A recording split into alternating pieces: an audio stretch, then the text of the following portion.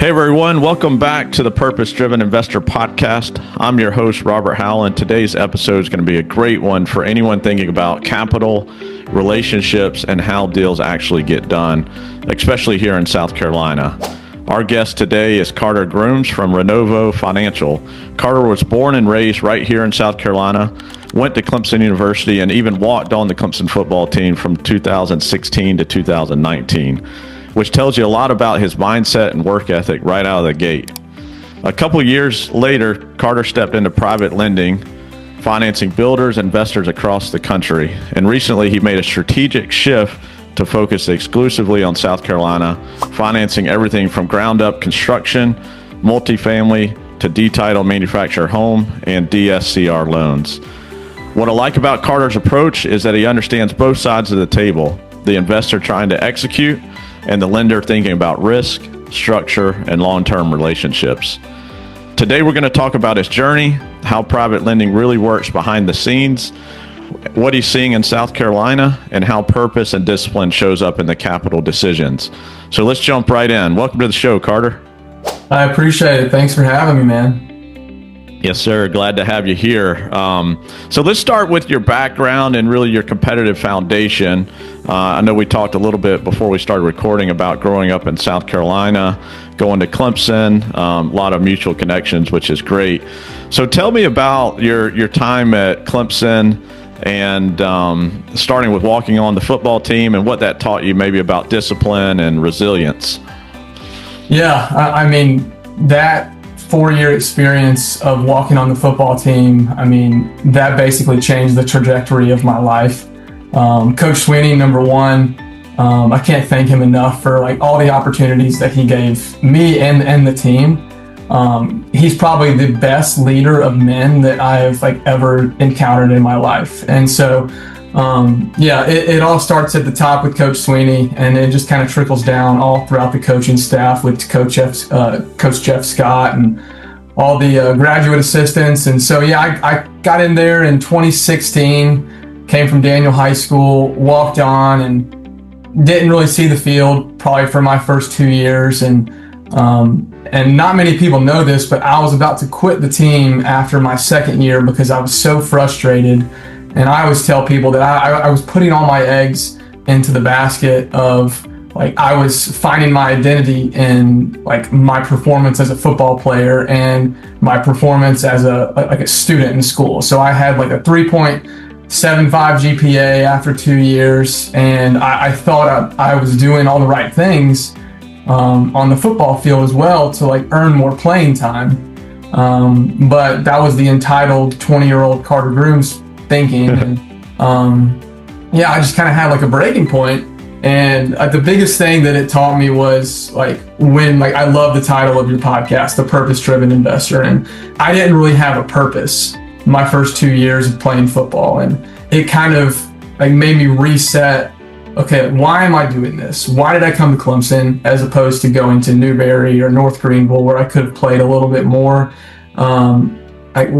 Why am I really here? And it all came down to impacting my teammates, and also it's just like being a really, really good teammate and finding ways to lead off the field. Because I wasn't really a leader on the field, obviously. I was a walk-on, didn't play much. And so I was finding ways off the field, whether that was like helping build our Paul Journey program, that's like our professional development program, or just like being a leader in the weight room. And that's kind of like really where I saw my trajectory take off, was like guys really respected me in the weight room, showing up 5:30 a.m. on Fridays and like every single day, and being the guy that's always going to give 110%. At the end of it, like all 4 years, like I ended up earning a full scholarship my fourth year. That's huge. Yeah, that was awesome. And I was like, Coach Sweeney didn't even know this, but I was about to have to take on student debt that year because my parents were kind of tapped out, and I was going to have to go work in the summers to build up a big little piggy bank to pay my own rent. And then Coach Sweeney kind of pulls me up in front of the team and says, Carter, you're on full scholarship for the remaining of the year. And like I went home and like broke down. And I look back on it, and it's exactly what you said. It's discipline, being able to wake up in college at 4:45 in the morning, 5 days a week, to go to classes for 5 hours and then go to football for 7 more hours and then study on top of that. Like, it's literally like having a full-time job while also playing college football. And yeah, I mean, like the work ethic, you have to have work ethic to be able to be a walk-on, but then it also teaches you how to overcome adversity by not getting what you want in the moment. And it's kind of that whole delayed gratification concept of, like, I thought that I deserved it after 2 years, but it was really 4 years later that I saw all the rewards that, like, I had worked for 4 years. And then all of that's kind of translating into like what I'm doing now. And I couldn't be more grateful for that experience. Love that. Yeah, that set a great foundation, probably for business too. So tell us about how that experience shaped how you approach business today, and really, I guess, in the future too. Yeah, for sure. I mean, the biggest thing, and like how it applies to the business world, is that like building relationships takes time. And especially in real estate, because like real estate's a big trust game, and people do business in real estate with people they like. And I can't just show up on Robert Howell's doorstep and door knock him and say, hey, I want to work with you, because then you're going to be like, well, who are you? Like, and if I just took that as a grain of salt and was like, well, dang, Robert's never going to work with me, I'm never going to talk to him again. That would be like the old Carter mindset. But all those things from college kind of taught me, okay, like just like build a relationship with him, find ways to add value to his business. That, like, it might not be lending, like whether it's connecting you with people who are looking for manufactured housing, or connecting like you with contractors to help like build or rehab some of these homes. Like, that's my job as a partner, and like to build a relationship, it just takes time. And a lot of people, like in this day and age, like want that instant gratification of the immediate, oh, like I got the business. But like at the end of the day, if that's your sole focus, if your sole focus is the transaction, then you're missing the whole relationship that's potentially there. And that's the whole purpose of my business, and why I shifted from doing deals in 48 states across the country. Because like I want to sit down and be able to have conversations with a guy who, my best friend lived on Pool Lane in Clemson, South Carolina growing up. And I saw that you lived on Pool Lane. So, yeah. So I actually just moved over to Shorecrest. Oh, Sold really? my house last week. Yep. Well, congrats. Yeah. So it's just like, I wouldn't have had this opportunity at my old gig. I love the company of Lima One Capital. I'm super grateful for all the stuff that they learned, that I learned while I was there. And they taught me, like, they gave me the opportunity to be in this business. And now at this new opportunity, I'm able to just focus in on my market of South Carolina, like really dig deep, and just like explore like what the state has to offer. So, man, that's exciting. Yeah. And I wish I had that same mindset when I was starting out. And I know you're not starting out necessarily, you've been doing it a few years now, but if I would have been able to take advantage, or not really take advantage, but build relationships from day one. And of course, some of the relationships I've built over the years have been very fruitful. And, but having that mindset of, it's not necessarily about, can I give you a loan today, but how can I add value in your business today? And the loan may come a year from now, it may come a month from now, it may come 5 years from now, right? Mm-hmm. Exactly. Yeah, that's the exact mindset. And it's just, it's a people business. I know everyone says that, but at the end of the day, it's like whether the person like actually means it or not. So. That's great. So tell me about finance. Was finance always on your radar, or did that come later as you graduated, or is it something you thought about during college? That's such a funny story. So I majored in pre-med. Okay. I was dead set on wanting to go to medical school, and I graduated from Clemson with a pre-med degree. I took one business class. So you took the easy route.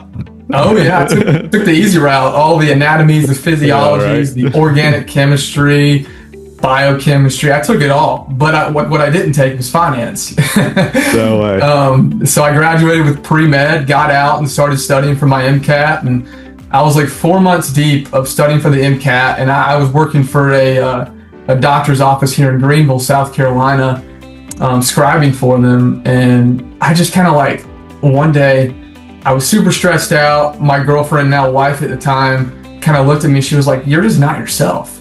And I was like, "Yeah, I'm just so stressed out about this test. Like, I really want to do well."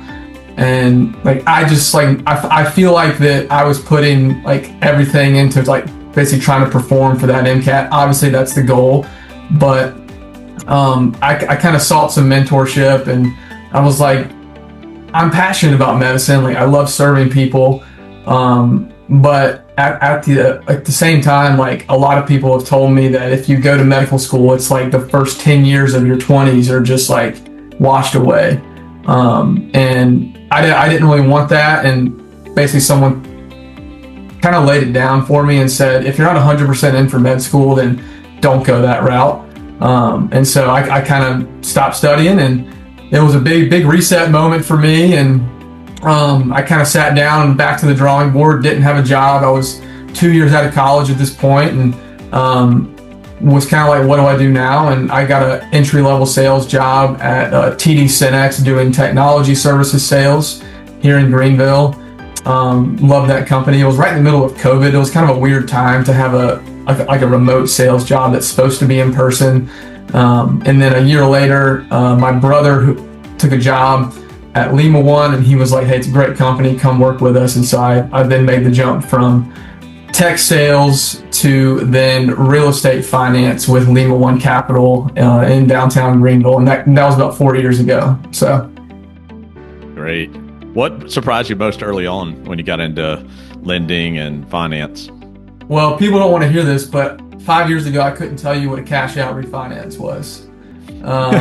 And so what surprised me most was, like, number one, like how much real estate, like are so many real estate transactions going on every single day. Like, there are so many different types of real estate transactions. And I'm continuing to learn to this day that there's just so many different facets of real estate that, like, it's an endless black hole. And I kind of missed all this in college, and it's kind of partly the reason why I wanted to go back to school and get my MBA from the Citadel.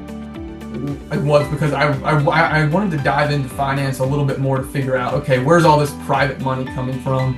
Like, when someone says private money, what does it actually mean? And so, yeah, like, the biggest thing that I learned was just like how much is actually out there in terms of real estate and potential in real estate.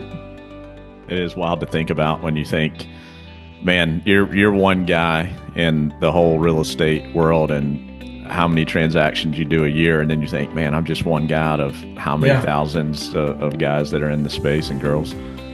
That's pretty wild to think about. What do you think investors misunderstand the most about lenders?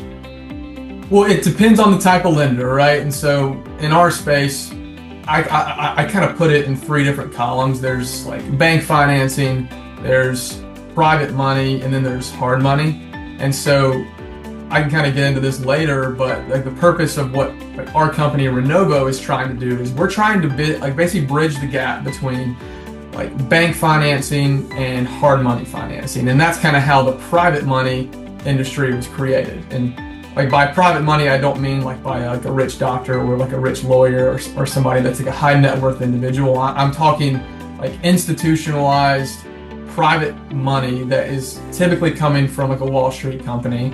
And like, you're trying to bridge the gap between banks because banks are very cheap. That's why people go to banks. Mm-hmm. I love banks, but people don't go to banks because it's super easy to use. Right. But then hard money, people go to hard money because it's super convenient and super easy to use. And our whole approach at Renovo is basically, we're boots on the ground. We're like your local bank.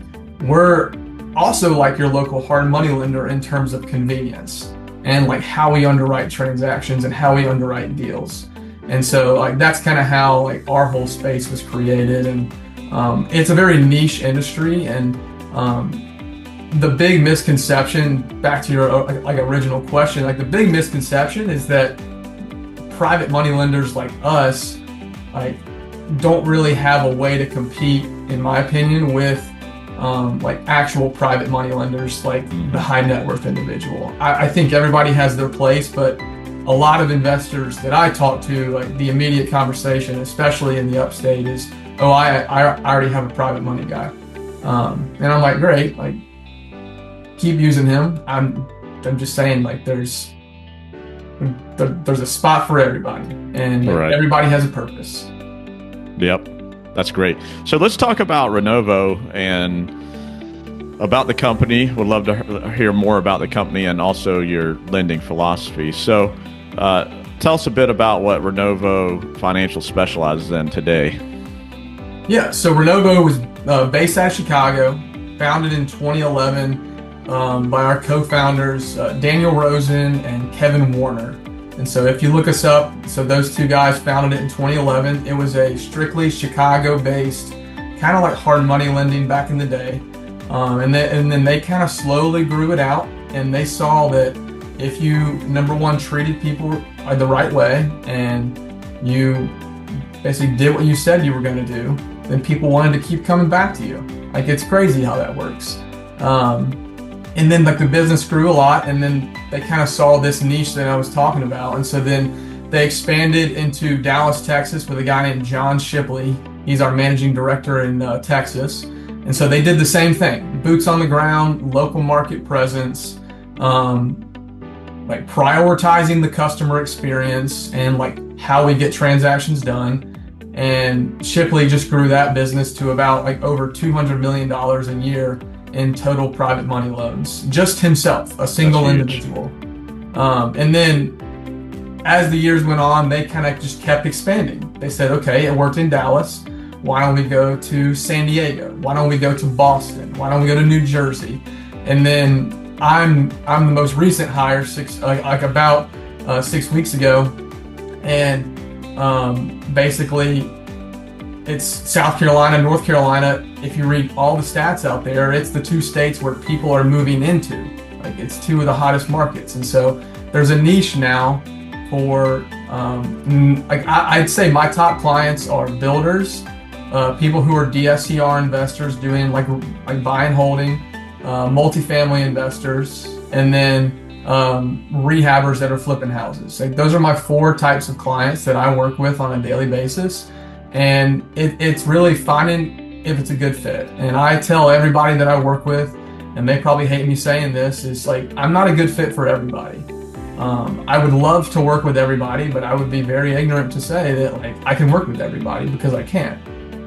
So it's up to me to kind of figure out, like, are you a good fit for what we do at Renovo? If not, like, can I help you in other ways? Kind of like I mentioned before, to help you grow your business. Love it. That's great. When you think about a deal, what makes a deal an easy yes for you? I was actually thinking about this before the podcast, and easy yes for me, it comes down to a couple things. I want an investor or a builder who is confident in the deal and knows the deal better than me. And I pride myself by like knowing my borrowers and my deals better than anybody, better than the underwriters, better than my like closing team. So if an investor comes to me and I can't pick holes in the deal, like trying to figure out like a flaw in it, then I think that like that's a home run investor. That's a home run deal to me, because that means that the investor did their legwork on the front end to comp the deal. They also did their legwork to make sure their paperwork or financials were like up to date and in a good spot to start a project or to get a loan. And then, I mean, on paper, it's just got pencil. Like at the end of the day, like I'm an asset-based lender, so it's got a pencil on paper. Did you comp it? Did you run the market rent analysis? Did you run it by a local appraiser, a realtor with access to the MLS? I mean, it just all comes down to these things of doing your due diligence before coming to a lender. Got it. Making sure you're prepared, right? Yeah. That's great. Where do you see deals usually fall apart from your perspective, from a lender's perspective? From a lender's perspective, I mean, it all comes back to the due diligence up front. And I can probably take some accountability for this. Like if the borrower didn't comp it and then I didn't comp it on the front end, and then we get the subject to appraisal and it comes in lower than anticipated, and then like the entire deal falls apart because now like the loan is substantially less than what the borrower was anticipating up front. So that's where it's a true partnership of the borrower does their due diligence, then I do mine, and then we come together and see what exactly we think the value is supposed to be. Or just people not being transparent in a transaction. The biggest thing that can ruin my business or like hurt my business is like fraud and people just not being transparent like with what's going on. And so I'm the most transparent person you'll ever meet in my life. And I mean, it's just at the end of the day, like just be honest with me and tell me all the holes in the transaction, or tell me all the holes on your financials, and like, I'll find ways to like overcome those. That's great. Love it. Love it. Let's talk about South Carolina. Love South Carolina. That's where we primarily invest, and have been extremely successful in South Carolina. I think there's a ton of opportunity. And maybe that goes into the first question I'm going to ask you is, why did you decide to solely focus on South Carolina? I think you hinted at it at the start in terms of relationships, but you want to expand on that a bit more? Yeah, so it's a couple of different reasons. Number one, like I want to be able to go meet my clients in person. And so face-to-face contact is the biggest thing for me in building a relationship, especially when you're dealing with people's money and finances. And so like my week this week is going down to Columbia right after this podcast, going to walk a couple projects, going to grab coffee with an investor that I'm doing a portfolio refinance for. And then tomorrow I'm going to Greenwood, South Carolina to go walk a couple projects. And then Thursday, Friday, I'm going to Charleston to 5 meetings in Charleston. So it's just meeting people face to face was the biggest thing to me. I loved my job at Lima, but I never, like, a lot of it was Zoom meetings and Teams meetings and seeing them virtually and not really shaking hands. And so that was reason number one. And then obviously, like, reason number two, I'm born and raised South Carolina. I mean, if people can't tell, like, people at my company make fun of me for my accent because nobody talks like me in the company because they're from Chicago or New Jersey or Boston. And so I know the state of South Carolina like the back of my hand. I'm born in Orangeburg, South Carolina. I vacation all along the coast: Myrtle Beach, Charleston, Edisto, Seabrook, Kiowa, Hilton Head, Savannah down in Georgia. Like, I've been to every city. I've vacationed in every city. I'm a big golfer. I've golfed in just about all the big golf locations in South Carolina. And so people, especially borrowers who are looking to scale a business and are very experienced, they want somebody that knows what they're talking about. And like I've lived here my entire life, and I've lived in numerous locations across the state. And I just feel like bringing that confidence to my borrowers is just a huge value add. Yeah, no question about it. You know, I was talking with somebody about this last week, and I invest primarily in South Carolina, but currently doing deals in Georgia, North Carolina, and Tennessee, and would love to do more deals in other states. But it's so easy to do deals in South Carolina just because you know it, right? It's like somebody sends me an opportunity in Charleston area. I can pretty quickly know that, hey, even though I don't live in Charleston, I know that this is a good area or it's a bad area, or people want to live here. And also have a network, you know, to be able to depend on people to say, hey, maybe I don't know this area of Dorchester County like I should, but I know somebody that does know it and can easily reach out. Exactly. And that's a huge thing for Renovo as well, is like they really lean on us as the lenders in the market. Like, if we like a borrower and we really like a market, and like, let's be honest, the people in Chicago that are looking at some of these deals probably don't know where Saluda, South Carolina is. But I can tell you that it's a little bit northeast of Augusta, it's a little bit south of Columbia. So yes, it's a little tertiary, but there's a lot of activity going on in both of those cities. There's strong rental markets. And so someone in Chicago looking at the deal on a screen is going to be like, where in the heck is this? Right. And then I come in and I'm like, okay, let me just kind of give you the background of what Saluda, South Carolina is. Man, sounds like we need to put you on the market intel team for South Carolina, right? You tell us all the different pockets to focus on. Yeah. All right, that's awesome. So when you see investors in the market today, what mistakes do you think that they're making maybe today that they thought was okay to do 2 years ago? Yeah, for sure. And so it depends on the type of investor that I'm dealing with. So why don't we start with let's just start like with a rehabber who's looking to build a rental portfolio, or just like flip homes. And so I would say number one, if you're using hard money, private money, it's also just knowing your numbers and having consistent contractors who are going to show up to the job site, because the last thing that you want is a team of subcontractors who are not reliable, because you're on the clock once you sign that like hard money loan, and it's a 12-month note. And then, yeah, I mean, it's all about like having that reliable team. And then the second is if you're planning for an exit, like whether it's a sale or a refinance, if you're planning for a refinance, this is the biggest mistake that I see any type of flipper make that's looking to hold on to their flips as rental properties.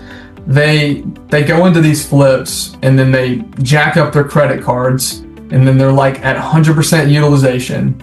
And every DSCR lender that's not going based off of DTI or 1099 or W-2s, we're looking at credit score. Because when we're like basically going to hold these on our balance sheet or sell them off on the secondary market, like credit score is the driving factor on this. And when you just jack up your credit cards because you got to pay for materials and labor and all that, then it just tanks it. And then you come to me for the refinance and you have a 640 credit score. And I'm like, I throw my hands up in the air and I'm like, I told you, use our draws. Like I give you draws for a reason. Right. And so use your draws sparingly and don't jack up your credit cards if you're planning on a DSCR refinance exit, because then it's going to really hinder you from being able to execute that BRRRR, as some people say. Love that. I think that's great advice, and probably something that people don't think about often enough. So it's like, all right, well, this is my issue today. I need money, right? But my issue tomorrow is I need to get refinanced, and what I did today is going to impact that. Yeah, and that's the purpose of draws too. It's like, okay, you front it with a Home Depot credit card. I get it. And then maybe 2 weeks later, you get a draw for that exact amount. Just pay it down. Pay it down so that that utilization 6 months down the line is not creeping up to the 50, 70%, 80% range where it's really going to impact your credit score.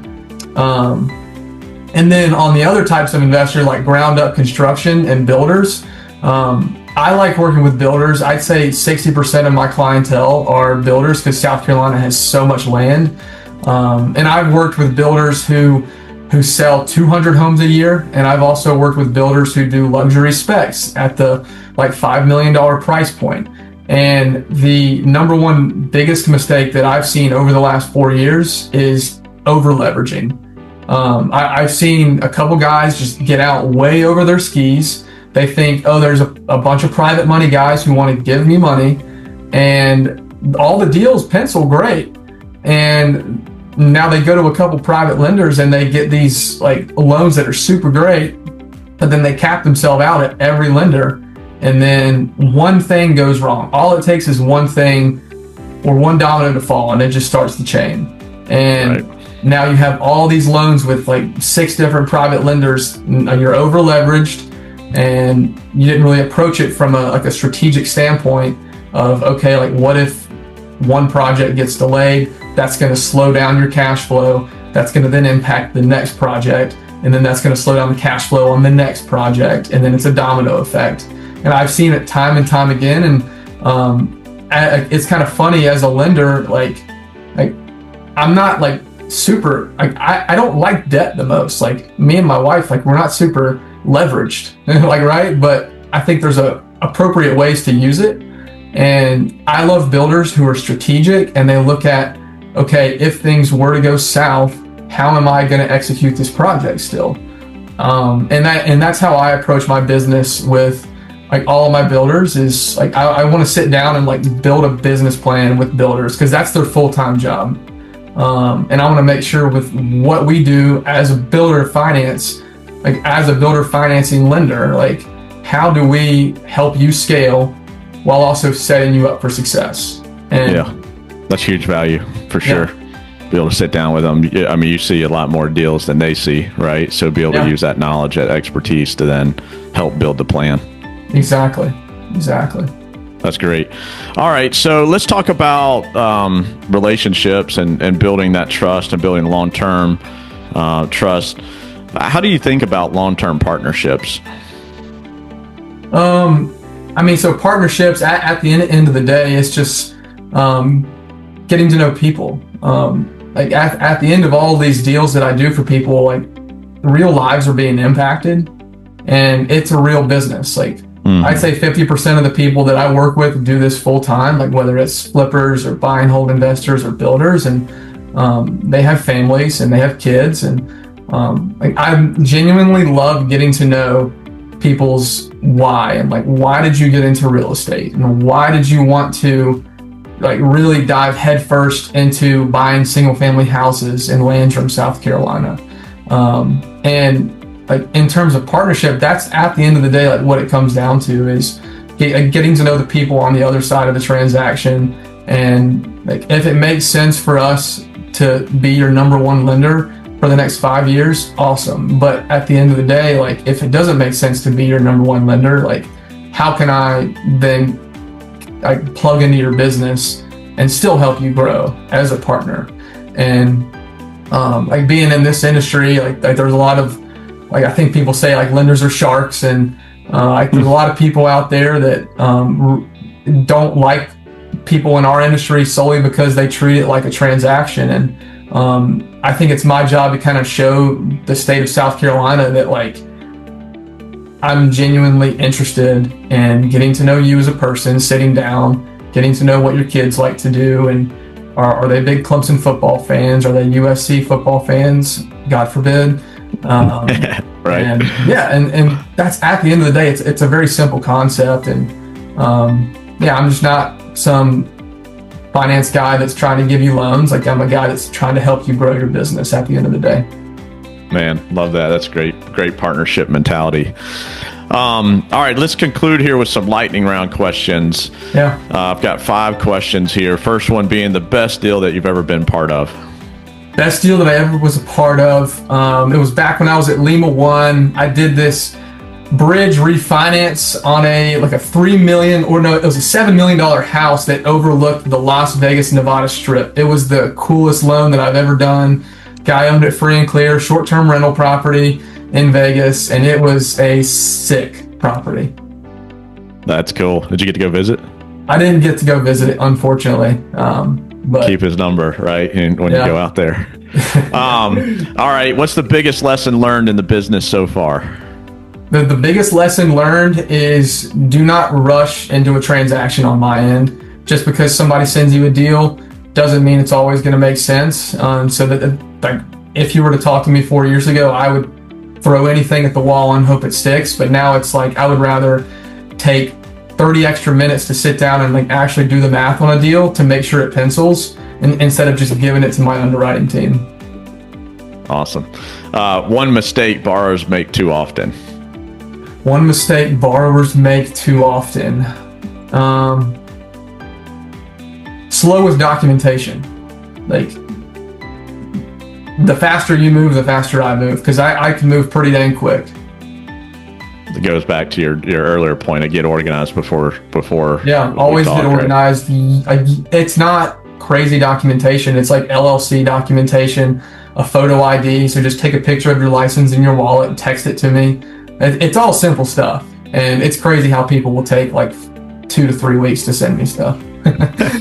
Come on, people. All right. What's one habit that's helped you most in business? One habit is a consistent morning routine. I'm a creature of habit. Monday to Friday, I can basically tell you exactly where I'm going to be every single hour of the day, especially from the hours of 5 a.m. and about 8:30 a.m. I'm doing the same exact thing. Tell us your morning habit. What is it? I work up, so I have a Hatch alarm, so it wakes me up not with like a blaring Apple alarm, so it's like a slow wake up at 4:50 a.m. I go downstairs, drink some warm water, some lemon water, and then I sit down and read. I typically do like a verse of the day at like 5:15, and then 5:20 I leave for the gym. 5:30 I'm at the gym for an hour. 6:30 I'm going back home. 6:45 I'm making breakfast for my wife and I. And then 7 a.m. to 8:30 a.m. that's kind of like my quiet time, my meditation, and just kind of like preparing my day. And then once 8:30 hits, it's off to the races. I'm either driving to Columbia, or I'm driving to Greenwood, or I'm sitting in my computer trying to go through deals, or I'm cold calling. Unfortunately, I love cold calling. Cold calling's not bad once you realize it's just a conversation, right? Everyone's got to do it. So I love that routine. I think that's great, and practicing that day in and day out. That's huge. Yep. All right, last question here. What does purpose-driven investing mean to you? Purpose-driven investing, it means you have a strong why behind why you're actually investing. It just kind of comes back to that topic that I hit on earlier, is like, if you don't have a strong why behind you about why you got into the business, then I truly don't think you'll be successful. And I have a really strong why. Like, I want to love and serve all the people that I impact, and I want them to feel basically like I serve them to the best of my abilities. And if investors don't have a strong why, then they're going to be running this kind of rat race of just doing deals for no reason. So awesome. All right. Well, Carter, I appreciate you coming on, sharing your story, sharing your perspective. How can people reach you? Yeah, so you can reach me. I'm on Facebook, Carter Groomes. I'm on Instagram, Carter Groomes. LinkedIn, same thing. I can, or Robert can post my email address and phone number. I'm all about getting coffee.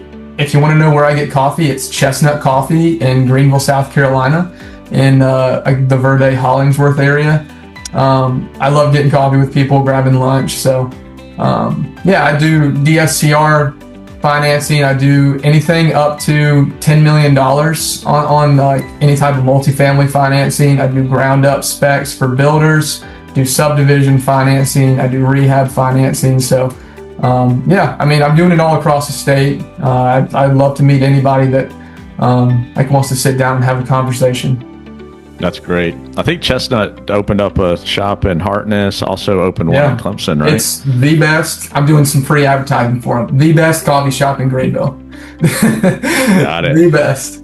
All right. That's awesome. Well, listen, everyone listening today, if you're an investor, builder in South Carolina, and you're looking to understand capital better, build a real relationship, or maybe just have good coffee, go connect with Carter and his team at Renovo Financial. Carter, I appreciate you joining. Thanks again. I appreciate it, Robert.